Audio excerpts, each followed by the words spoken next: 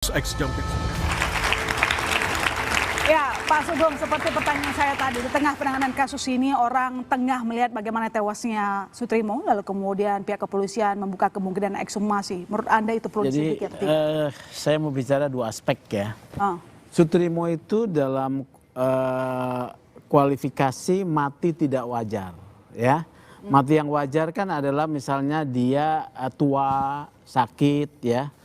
Sutrimo ditemukan dengan kondisi dari mulut berbusa, ya. Kita memang belum dilakukan, kita belum tahu, belum dilakukan satu bedah mayat, tapi itu adalah kematian yang tidak wajar. Kematian yang tidak wajar, baik bunuh diri sendiri atau ada intervensi pihak lain, membutuhkan pendalaman. Oleh karena itu, ekshumasi adalah salah satu jalan untuk memastikan bahwa apa sebab kematian Sutrimo, ya? Apa sebab kematian Sutrimo? Ini penting karena kami punya informasi ketika penggeledahan di The Clan, ya, Sutrimo itu ada di sana, ya. Nah, pada saat penggeledahan di The Clan, kemudian penyidik Polri menggeledah di mana? Di mana? Di Sentul. Oke. Sutrimo ada menghubungi seseorang bernama Tatang. Ya. Siapa Tatang ini? Tatang ini adalah penjaga rumah di Sentul. Tentu mengingatkan untuk melakukan sesuatu, ya. Jadi Sutrimo adalah seseorang yang memang memiliki informasi keterangan untuk bisa dimintai sebagai saksi terkait komunikasi, terkait keberadaannya, ya. Itu yang kedua. Yang ketiga. Jadi apakah menurut Anda memang ini ada indikasi obstruction of justice kalau menurut Anda ini tidak wajar kematian Sutrimo? Diekshumasi dulu, ya. Kita pakai pengandaian. Kalau hasil ekshumasi kematian Sutrimo adalah intervensi pihak ketiga, ya, maka ini ada pasal terkait dengan pengungkapan kasus ini. Kalau dia mati karena intervensi pihak ketiga. Karena seperti yang beredar juga, ya, beredar informasi ada seorang ajudan saudara FA ini yang sekarang dikatakan mati segala macam, yang pasti dia menghilang. Ya, menghilang, tidak mati, kita tidak diketahui di mana, tapi dia menghilang. Baik, ya? Bang Samad, jadi menurut Anda apakah ada indikasi obstruction of justice di balik kematian Sutrimo? Spekulasi macam-macam soalnya. Mungkin ada kemungkinan ada indikator-indikator ke sana mungkin, tapi kita harus melakukan pengusutan lebih jauh. Tapi terlepas daripada itu, saya ingin menggarisbawahi lagi tadi apa yang disampaikan Lola. Ini kan kita lihat sudah berdasarkan pasal 10, ya. Kita udah lihat nih, dan bahkan kita sepakat semua mungkin seluruh rakyat Indonesia bahwa kasus ini syarat dengan konflik of interest. Itu mungkin yang nggak bisa dipungkiri.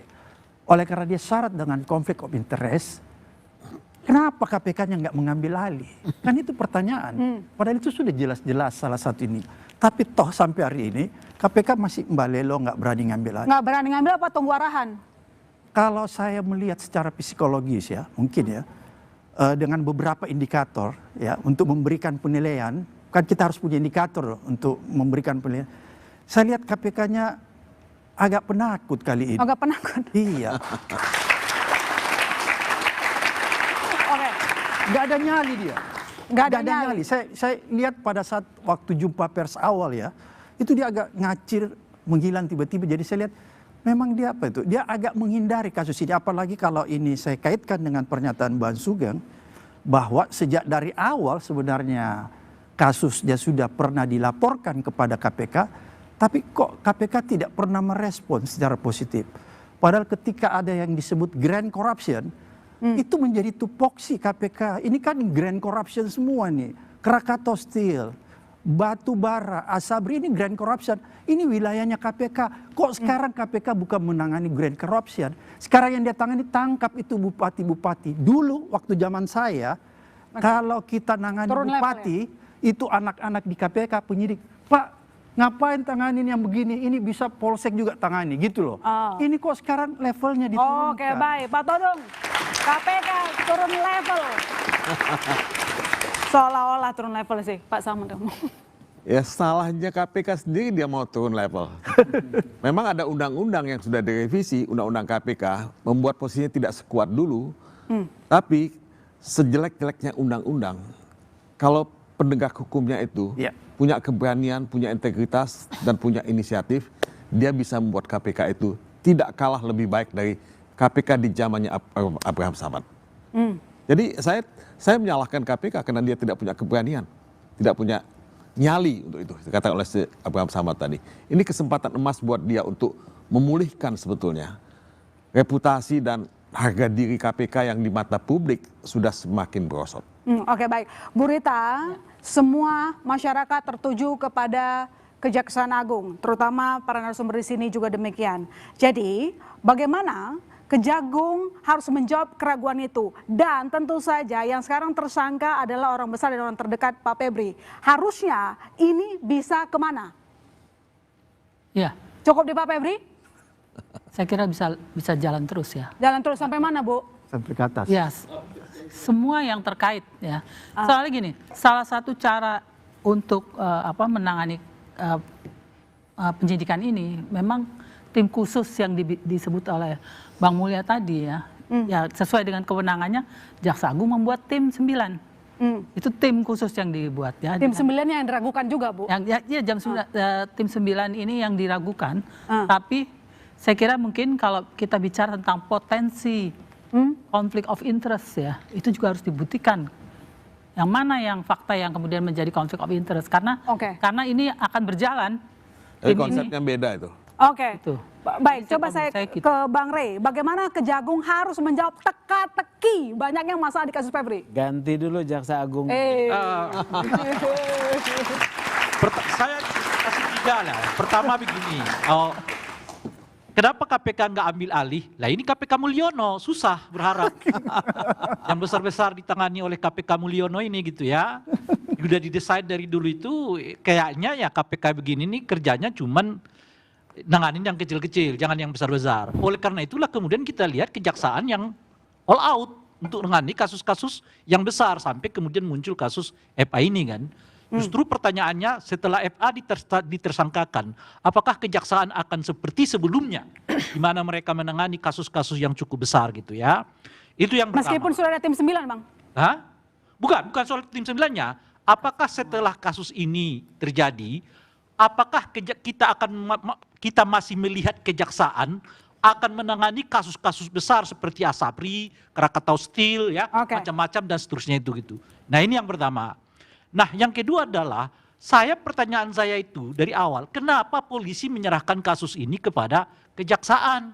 Kan udah jelas-jelas. Kalau polisi menyerahkan ini kepada kejaksaan, semua orang membuat menjadi pertanyaan. Kita itu memang pertanyaan akan kita bahas lagi. Tapi saya ke Mas Febri dulu. Mas Febri, di sini narasumbernya mempertanyakan Kejagung. Tapi Anda sendiri merasa klien Anda dikriminalisasi. Anda masih di kesimpulan itu? Iya. Begini, ini mundur lagi kita diskusi di segmen awal. Kami menghormati penegakan hukum yang sedang dilakukan oleh Kejaksaan Agung. Secara realita, secara existing, itulah proses yang sedang berjalan. Nah, jadi maunya gimana, Mas? Sebagai bentuk penghormatan itu, maka kami menjalankan tugas secara seimbang sebagai advokat. Dalam beberapa hari ini kami mengidentifikasi persoalan-persoalan dalam penegakan hukum ini. Boleh dong advokat melakukan tugas itu, dan kami menemukan semakin banyak persoalan. Tadi saya sudah jelaskan soal persoalan di penahanan, predicate crime, soal penahanan. Ketika kami cek lagi, ada juga sejumlah prinsip kehati-hatian yang tidak dilaksanakan. Contoh paling sederhana, sprindik umum yang saya sebutkan tadi.